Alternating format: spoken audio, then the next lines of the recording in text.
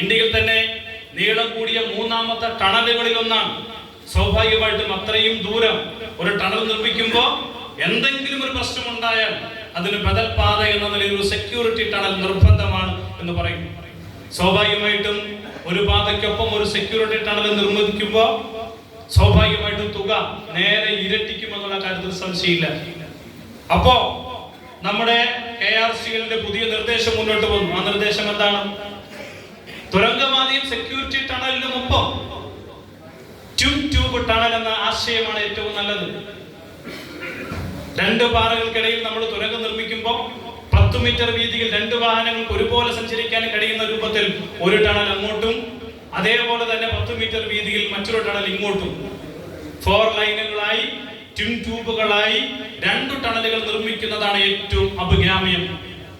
ഓരോ 300 മീറ്ററുകളിലും ക്രോസ് വേ കൊടുത്തുകൊണ്ട് 2 ടണലുകളെയും പരസ്പരം ബന്ധിപ്പിച്ച് ഇന്ത്യയിലെ ട്യൂബ് ടണലുകളിൽ ദൈർഘ്യമേറിയ 2ാമത്തെ ടണലായി ആനക്കാമ്പയിൽ കള്ളാടി മേപ്പാടി തുരങ്കപാത നിർമ്മിക്കാമെന്ന ആശയം ഈ പറയുന്ന കൊങ്കൺ റെയിൽ കോർപ്പറേഷൻ പറയുന്നത് അപ്പോഴാണ്.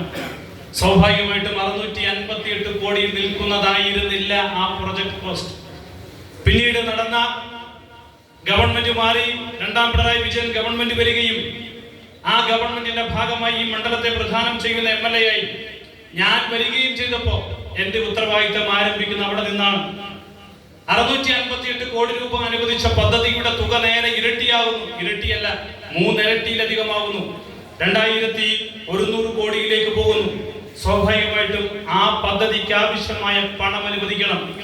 2022 ഇപ്പോഴത്തെ കേരളത്തിന്റെ ധനകാര്യമന്ത്രി ബഹുമാനായിട്ടുള്ള ശ്രീ KN ബാലഗോപാൽ, ബഹുമാനപ്പെട്ട പൊതുമരാമത്ത് വകുപ്പ് മന്ത്രി അഡ്വക്കേറ്റ് PA മുഹമ്മദ് റിയാസ്, കഴിഞ്ഞ തവണത്തെയും ഈ തവണത്തെയും 2 ടേമുകളിലായിട്ടുള്ള കേരളത്തിന്റെ പ്രിയങ്കരനായ മുഖ്യമന്ത്രി ശ്രീ പിണറായി വിജയൻ അവர்கள் ഈ 3 പേരും ചേർന്ന് ആനക്കാമ്പയിൽ കള്ളാടി മേപ്പാടി തുരങ്കപാതയ്ക്ക് എത്ര തുക ആവശ്യമായാലും ആ തുക അത്രയും നൽകാൻ തയ്യാറാണ് എന്നുള്ള ഉത്തരവ് 2022 നമുക്ക് ലഭ്യമാകും.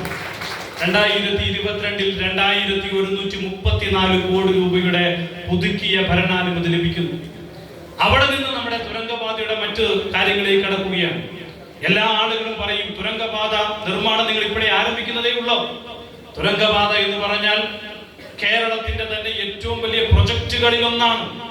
ആ പ്രൊജക്ടിന് ആവശ്യമായ സ്ഥലം ഏറ്റെടുക്കണം. എവിടെ നിന്ന് ഏറ്റെടുക്കണം? ആനക്കാമ്പൊയിൽ സൈഡിലും കോഴിക്കോട് ജില്ലയിലെ നെല്ലിപ്പൊയിൽ വില്ലേജിൽ ഉൾപ്പെടുന്ന തിരുവമ്പാടി വില്ലേജിൽ ഉൾപ്പെടുന്ന ആനക്കാമ്പൊയിൽ സൈഡിൽ നിന്ന് സ്ഥലം ഏറ്റെടുക്കണം. അവർക്ക് നഷ്ടപരിഹാരം കൊടുക്കണം. വയനാട് ജില്ലയിൽ മേപ്പാടി പഞ്ചായത്തിൽ ഉൾപ്പെടുന്ന പ്രദേശത്ത് സ്ഥലം ഏറ്റെടുക്കണം. അതിനാവശ്യമായ സ്ഥലം ഏറ്റെടുക്കാൻ ആവശ്യമായ നടപടിക്രമങ്ങൾ ആരംഭിക്കുന്നു. 2023 ജൂൺ മാസമാകുമ്പോഴേക്കും മുഴുവൻ സ്ഥലവും ഏറ്റെടുക്കാൻ നമുക്ക് കഴിയുന്നു. മുത്തപ്പമ്പുഴയിലെ ഡംപിംഗ് യാർഡിന് ആവശ്യമായ സ്ഥലം ഒരു കേസ് ഉള്ളത് കൊണ്ട് ഡംപിംഗ് യാർഡിന് ആവശ്യമായ സ്ഥലം ഒഴികെ മറ്റു മുഴുവൻ ഭൂമിയും ഏറ്റെടുത്ത് അവർക്ക് നഷ്ടപരിഹാരം നൽകാൻ വേണ്ടി കഴിയുന്നു. ഇത്രയും വലിയൊരു പ്രൊജക്ട് നടപ്പിലാക്കുമ്പോൾ ഉണ്ടാവുന്ന പരിസ്ഥിതി ആഘാത പഠനം അത് ആവശ്യമില്ല എന്ന് നേരത്തെ അറിയിച്ചിരുന്നെങ്കിലും സംസ്ഥാന ഗവൺമെന്റിന് ഇത്രയും വലിയൊരു പദ്ധതി മുന്നോട്ട് കൊണ്ടുപോകുമ്പോൾ അതിനാവശ്യമായ പഠനം നടത്തണം. 1 വർഷം നീണ്ടു നിൽക്കുന്ന സോഷ്യൽ ഇമ്പാക്ട് അസസ്മെന്റ് സ്റ്റഡിയാണ് നടത്തി. 1 വർഷം നീണ്ടു നിൽക്കുന്നത്. ഒരു മഴക്കാലം മുതൽ മറ്റൊരു മഴക്കാലം വരെ ജൂലൈ മാസത്തിൽ ആരംഭിച്ച് അടുത്ത വർഷം ജൂലൈ മാസം വരെ 2022 ജൂലൈ മാസത്തിൽ ആരംഭിച്ച് 2023 ജൂലൈ മാസം വരെ നീണ്ടു നിൽക്കുന്ന SIS study, social impact assessment study നമുക്ക് നടത്താൻ വേണ്ടി കഴിയും. അതിന്റെ ഭാഗമായി വയനാട് ജില്ലയിലെ കളക്ടറേറ്റിലും കോഴിക്കോട് ജില്ലയിലെ കളക്ടറേറ്റിലും പബ്ലിക് ഹിയറിംഗ് നടത്തി.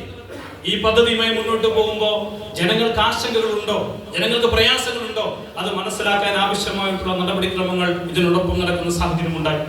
അതോടൊപ്പം വിവിധ മേഖലകളിൽ നിന്നുള്ള അനുമതി. ഫോറസ്റ്റിലൂടെയാണ് ടണൽ നിർമ്മാണം നടക്കുന്നത്. ഫോറസ്റ്റിന് പകരം ഭൂമി വിട്ടുകൊടുക്കേണ്ടതായിട്ടുണ്ട്. അവർക്ക് ആവശ്യമായ ഭൂമി അവർ പറയുന്ന മാനദണ്ഡങ്ങൾക്ക് അനുസരിച്ച് നമ്മൾ ഏറ്റെടുക്കുന്ന ഭൂമിയുടെ നേരെ ഇരട്ടി സ്ഥലം ഏറ്റെടുത്ത് അവർ പറയുന്ന മാനദണ്ഡങ്ങൾക്കനുസരിച്ച് കൃത്യമായി നിർമ്മിച്ചു കൊടുക്കുമ്പോഴാണ് സ്റ്റേജ് 1 ക്ലിയറൻസ് എന്ന ഫസ്റ്റ് ക്ലിയറൻസ് നമുക്ക് ലഭ്യമാവുന്നത്. ചില ആളുകൾ ഇപ്പോഴും ചോദിക്കുന്നത് നിങ്ങളുടെ ക്ലിയറൻസ് കിട്ടിയോ, സ്റ്റേജ് 2 ക്ലിയറൻസ് കിട്ടിയോ? കണ്ടീഷണലി കിട്ടിയതാണ്.